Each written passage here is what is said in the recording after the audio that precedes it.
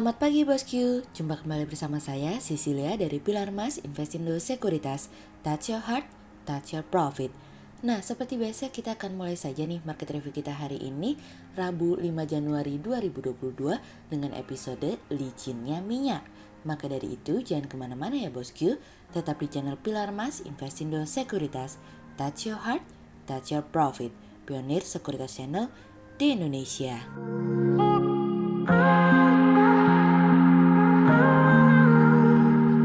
Seperti biasa kita akan mulai dari Global Economics Calendar. Ada berita dari US ISM Manufacturing yang turun dari sebelumnya 61,1 menjadi 58,7. Kemudian ada dari US ISM Prices Paid yang turun dari sebelumnya 82,4 menjadi 68,2. Kemudian ada dari US JOLTS Job Openings yang turun dari sebelumnya 11.091K menjadi 10.562K. Kemudian kita beralih ke corporate news. Ada berita dari PT Diamond Citra Propertindo Tbk atau DADA yang bidik marketing sales 160 miliar rupiah di 2022 dari kontan.co.id. Kemudian ada dari PT MNC Studios International Tbk atau MSIN yang sebut Movieland sudah bisa dioperasikan pada Maret 2022 dari kontan.co.id. Kemudian ada dari PT PP Presisi Tbk atau PPRE yang kontrak baru sepanjang tahun 2021 mencapai 5,6 triliun rupiah. Jumlah ini meningkat 100% dibandingkan tahun 2020 dari kontan.co.id. Kemudian pada perdagangan hari Selasa tanggal 4 Januari 2022, IHSG bergerak menguat 30 poin atau 0,45% menjadi 6.695. Sektor teknologi, financials, industrial, healthcare, consumer pharmaceuticals, energi bergerak positif dan mendominasi kenaikan IHSG kali ini. Investor asing di seluruh pasar membukukan penjualan bersih sebesar 545 miliar rupiah. Kemudian kita akan masuk ke market review kita hari ini. Cerita hari ini akan kita awali dari minyak melesat. Pada akhirnya harga minyak kembali berjalan lebih tinggi daripada yang diperkirakan. Pasalnya ternyata pasokan global jauh lebih tipis daripada yang diperkirakan sebelumnya di tengah meredanya kekhawatiran atas gangguan pemulihan ekonomi oleh Omicron terhadap permintaan global. Untuk pertama kalinya minyak Brent berada di level $80 per barel sejak bulan November akhir. Begitupun juga dengan WTI. Meningkatnya mobilitas dan aktivitas pabrik di negara konsumen utama Asia dan berkurangnya persediaan minyak mentah di Amerika telah mendorong harga minyak konsisten untuk bergerak mengalami kenaikan.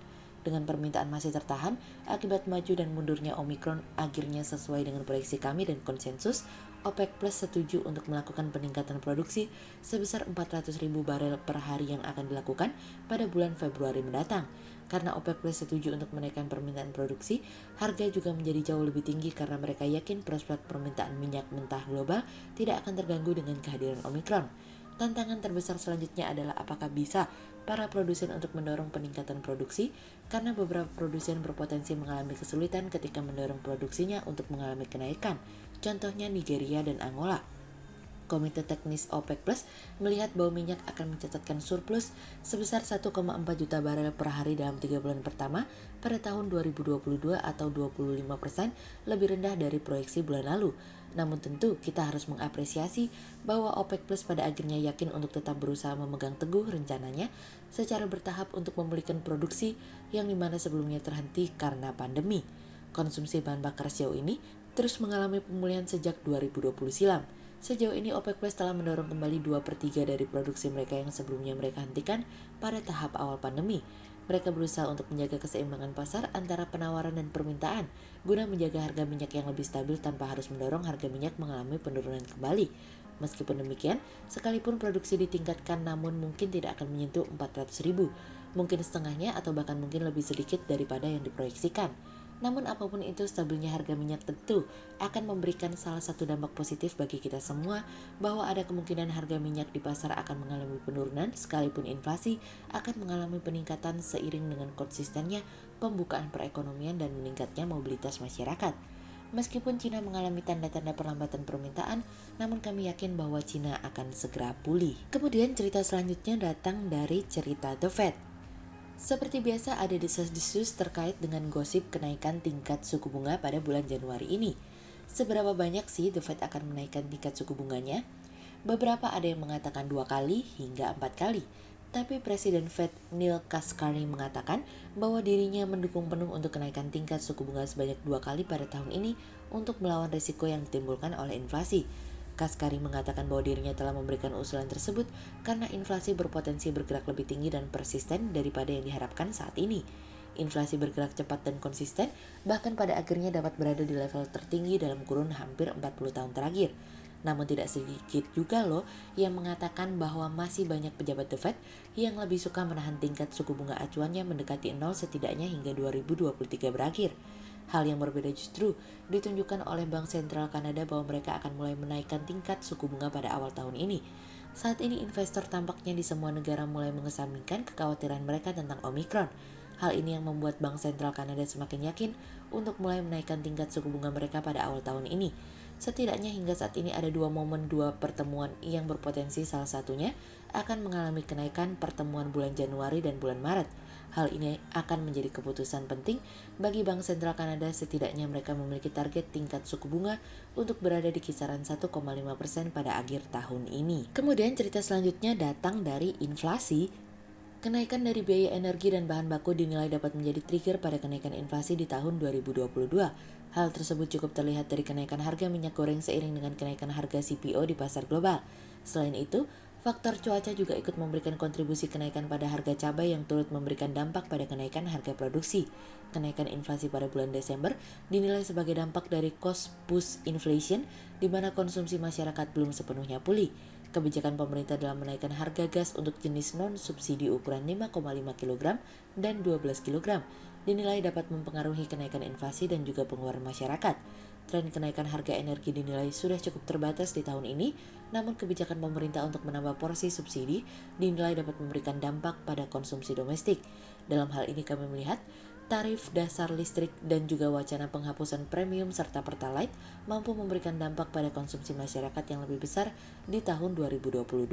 Selain itu, kebijakan dari kenaikan PPN menjadi 11% dan juga cukai rokok dinilai ikut menopang kenaikan pada inflasi di tahun 2022. Sehingga dengan asumsi kenaikan dari biaya-biaya dasar tersebut, kami melihat inflasi pada tahun 2022 dapat mencapai 3% hingga 4%. Sehingga berdasarkan technical analisa, kami melihat saat ini IHSG memiliki peluang bergerak menguat terbatas dan ditradingkan pada level 6.661 hingga 6.720. Hati-hati ya, level baru akan diuji konsistensinya sehingga berpotensi tercipta koreksi. Berikut stock watch pilar Mas hari ini ya bosku. Yang pertama ada dari BBCA, kemudian yang kedua ada dari BMRI, dan yang ketiga ada dari Buka. Berikut dua saham yang kami analisa hari ini ya bosku. Yang pertama ada dari ISAT atau PT Indosat Ooredoo Tbk yang trafik data naik 24% selama libur tahun baru. Naiknya trafik data sepanjang libur Natal dan Tahun Baru tentunya memberikan value added bagi perusahaan, di mana ini akan memberikan kontribusi pada pendapatan perusahaan. Dan di sisi lain ini mempertahankan performa jaringan yang baik dalam mengantisipasi kebutuhan telekomunikasi. Sehingga berdasarkan teknikal analisa dalam tren pada jangka waktu short term berpotensi untuk bullish dengan target 6.500 dan tingkat probabilitas sebesar 53%. Kemudian yang kedua ada dari PPRE atau PT PP Presisi Tbk yang kontrak baru sepanjang tahun 2021 mencapai 5,6 triliun rupiah. Jumlah ini meningkat 100% dibandingkan tahun 2020. Pencapaian tersebut perlu diapresiasi mengingat kondisi ketidakpastian dari pandemi corona plus munculnya gelombang varian Delta yang menyebabkan penundaan pekerjaan proyek dan juga tender, namun manajemen mampu berhasil mencatatkan hasil perolehan kontrak baru sepanjang tahun 2021 luar biasa, di mana sepanjang tahun tersebut kontrak baru mencapai 5,6 triliun rupiah. Jumlah ini meningkat 100% dibandingkan tahun 2020. Sehingga berdasarkan teknikal analisa dalam tren pada jangka waktu short term berpotensi untuk bearish dengan target 170 dan tingkat probabilitas sebesar 63%. Sementara dalam jangka waktu long term berpotensi untuk bearish dengan target 140 dan tingkat probabilitas sebesar 50%. Berikut kami akan menampilkan 40 saham pilihan dari pilar Mas.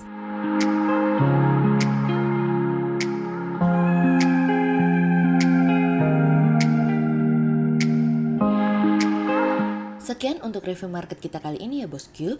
Untuk info lebih lengkapnya bosku bisa download PDF dengan klik link di bawah video ini, atau bisa juga langsung akses ke website kami di www.pilarmas-investindo.co.id. Dan jangan lupa untuk selalu jaga kesehatan buat para bosku ya.